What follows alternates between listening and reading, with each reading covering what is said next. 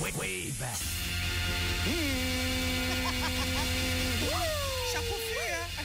Wewe nakwambia ngumu. Going back to the time on a Monday, baby. Are you ready? Let's go. Ready, B? Yep. Let's do this. Alizaliwa mwaka 1940 Pumwani, Nairobi. Akiwa mtoto alivutiwa na muziki wa dansi kutoka redioni. Alijifunza kupiga gitaa kwa kusikiliza na kuiga. Kipaji chake kilianza kuonekana mapema tu. Wazo la wimbo huu lilikuja wakati style ya twist kutoka Marekani ilikuwa ikivuma. Akashirikiana na rafiki yake ambaye pia alikuwa ni producer. Wakatengeneza ladha ya Kiafrika kwenye mdundo wa Kimagharibi. Ulikuwa ni mchanganyiko wa raha na mwili kutikisika. Mara tu ulipotoka, wimbo ulilipuka Afrika Mashariki, redioni, kwenye harusi, bar na kwenye majukwaa.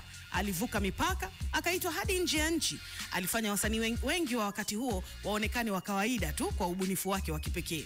Tanzania haikubaki nyuma. Mikoa kama Tanga pamoja na Dar es Salaam iliucheza hadi usiku wa manane.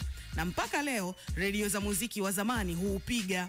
Style ya twist iligeuka kwa mtindo wa kitaifa kwa zaidi ya miaka 20. Na licha ya ujio wa dansi kama vile kiduku, shaku-shaku, break dance, takeu, bado style hii ni ya heshima kubwa kwa wazee hadi leo.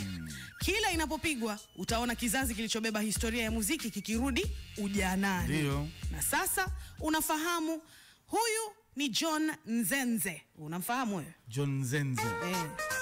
Wimbo naujua. Inaitwa The Twist is Good.